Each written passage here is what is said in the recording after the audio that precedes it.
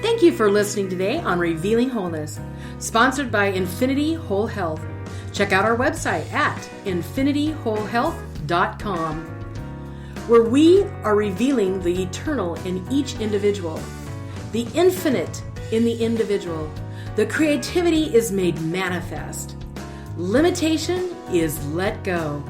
Now, here's your host, Dr. Troy Munson. The most important system in the human body, arguably, is the brain and nervous system. Okay, but there's a second, almost equally powerful system, and that is our endocrine system. That is our hormones. To grow old gracefully, to have energy when we're 80 and 90, rather than being in a wheelchair or just wanting to sit and wondering when we're going to pass on. That's not really the goal of our life. It's to be energetic and to get really the most out of it. And so we're going to talk about how that happens. There are foundations when it comes to what we're working on hormone-wise. So we're going to cover that section of this particular, really, foundational series. So, now, how would I know if you have liver issues?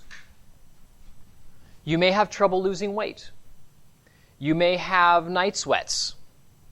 So some women get menopausal symptoms and they get hot flashes all throughout the day. That's different than night sweats. Night sweats are specifically liver. And so if we have those, when we start supporting liver, those are some of the things I expect to go away. Somebody that would not necessarily handle milk very well. Dairy would cause them problems. That would be a liver problem. You might wake up between 2 and 3 in the morning pretty consistently. Like every time you look at the clock when you wake up, it's like 2:30. And so that's when liver's cleaning between 1 and 3 a.m. You'll wake up with more pain at that time. Okay, so that's all liver. So why is liver so substantially important when it comes to hormones? As we make hormones, let's say in my body, my system says, hey, I need a little testosterone today. And so my cells release a little chemical that breaks away testosterone from its carrier molecule, because it's not active until it's broken away. And now I have free testosterone to do things. Latch on to cells, stimulate that cell to grow and repair and replicate new healthy tissue.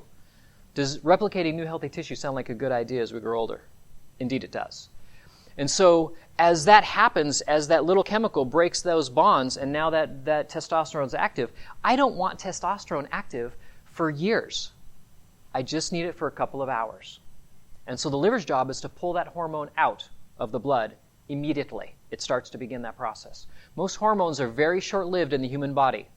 When women, your power hormone is progesterone, just like men is testosterone. So progesterone makes you feel like testosterone makes us feel like. So what does testosterone do for us? Testosterone makes men calm, makes them loving, more nurturing, relaxes them, helps them repair. All that works. Progesterone does the same thing to women. Calms. It supports digestion. It supports brain function. It supports your energy capabilities. It supports weight loss. All the things that you want to have happen is progesterone in a woman's body. Same with testosterone in a man's body. How many of you have believed in the past that when you have an aggressive man that he was actually full of testosterone? How many of you heard that? Boy, he's on testosterone. That's actually not true. What's happened is his body is converting that testosterone to cortisol, and cortisol amps up a man, makes him very edgy, makes him orgasm quickly, because think about it. If I'm under tremendous stress, I'm on the plains, or we're constantly being attacked, and I don't know what's going to happen next, I must procreate quickly. I don't have time to do anything else. I'm too busy protecting my clan in order to make things safe. So when all of a sudden that calms down and I have a nice big unit and we're all safe and we're living in a safe environment, all of a sudden now things are better. When a woman is highly stressed out, pregnant, that's just like on those planes when she's constantly concerned about what's going on. That baby is getting information from her that says, this is a violent environment. And so I must build muscle and be strong upon being born. And so we see that when there's a lot of stress in a woman's life, they'll forego intelligence in the body to create brawn. And if it's very calm, like we talk about putting headsets on women's stomach when the baby's in there and playing Mozart, that increases intelligence. Well, it's actually physiologically true. So if a woman's more relaxed, everything's calm, the environment's calm, the child gets a sense, hey, this is a safe environment. I don't have to spend so much resisting my environment by building muscle. I can concentrate more here, more of my cerebral activity. And so that's what our hormones do for us. When we're under stress, we don't think clearly. We're too busy fighting back, so to speak, the world. And so as you go through the day, stress becomes very important as a rule in your mind to say, I need to help modulate this. I need to really control the stress that I'm experiencing in my life. And so as you see, we're going to have stress modification is right next door to hormones. And we want to do that. We want to be able to have that ability to handle stress and not stress out so much, because that's going to affect our hormones. So part of tonight is to talk about how do we manage stress? How do we do that? And we're going to get to that point. Like you talked about thyroid. I included on the end there a bunch of thyroid type of symptoms. And so this is just going to go gland by gland, and you can pick out what are the symptoms that I'm experiencing, and do I notice that it's one gland more than another? The hypothalamus runs the show. How many of you have heard of the hypothalamus? Not many people. The hypothalamus sits above the pituitary. It is actually telling the pituitary, which we all learned in school if we had biology, it was the master hormone gland. That's all they told us. It's the master hormone gland. We're like, okay, I'll put that just filed away. And that is true, that it does produce a lot of hormones, but the hypothalamus is really what's telling the pituitary what to do. So when we look at the hypothalamus, there is blood flowing through the hypothalamus. The blood flow that flows through your brain is protected by a barrier. They call it the blood-brain barrier. Why do you suppose we would have a blood-brain barrier in our brain to protect it from the blood? It's for one reason and one reason only: infection. We want another level of infection, because we know if the brain gets infected and dies, are we doing good? No, that would be really bad for us. And so we would cease to exist. So the brain has this wonderful blood-brain barrier around every blood vessel so that it's protected, so it kind of resists infection. But the hypothalamus is the one place we found in the brain that does not have that.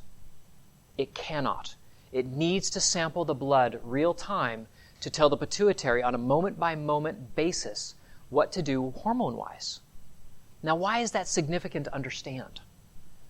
How many of you know somebody who's been on hormone replacement therapy? I know many.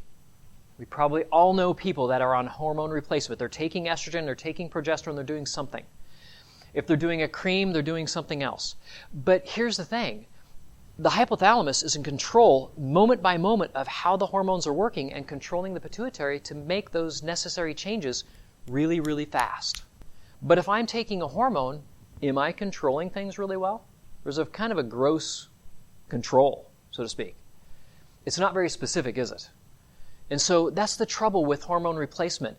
We don't have a better tool yet. At least the medical profession doesn't have a better tool, but that's what they use. But I want you to understand what the human body's doing. So now I flood my body with a medication of some type of hormone, whether it be thyroid or whether it be estrogen or whether it be testosterone, and now the body tries to start adapting to it because your hypothalamus is really seeing that.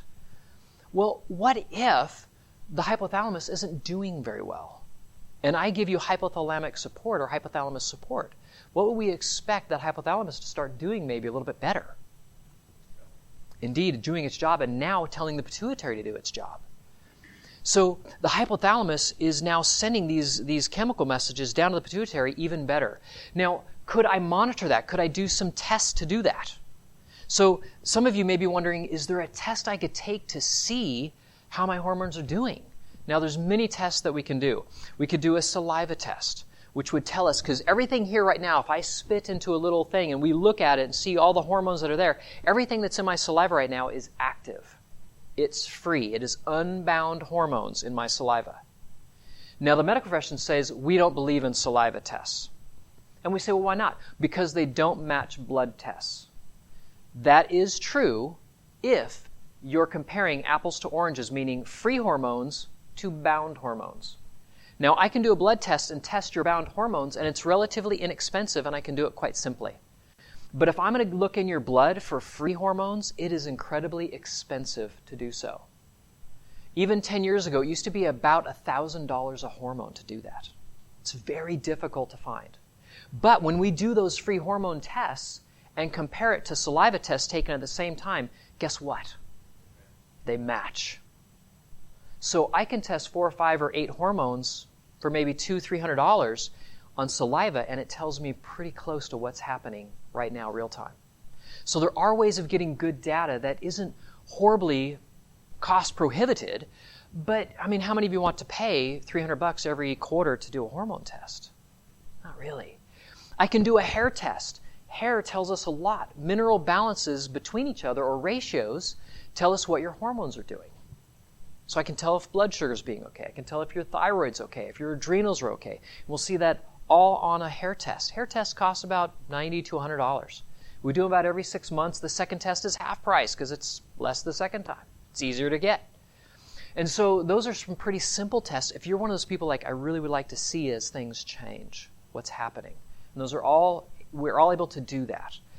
I love hair tests because of the simplicity. And it takes time to change. You know, the bodies don't change overnight when it comes to working on things. As we're going to find out when it comes to hormones, it takes time for the liver to get better and do its job. It takes time to fill up the hormone glands with minerals and nutrition in the way of protein and vitamins that make them produce their hormones like they should when the pituitary tells them to do it. So those are things that become important. So that's kind of an overview of as we get on, why I'm talking about some of the products that I'm going to mention that are probably something you may want to do. Thanks for listening. If you have any questions or comments, you can reach Dr. Munson at 360-893-8586 or email him at chiroman@dr.com. That's chiroman@dr.com. Check out our current workshop schedule on Facebook at Infinity Whole Health.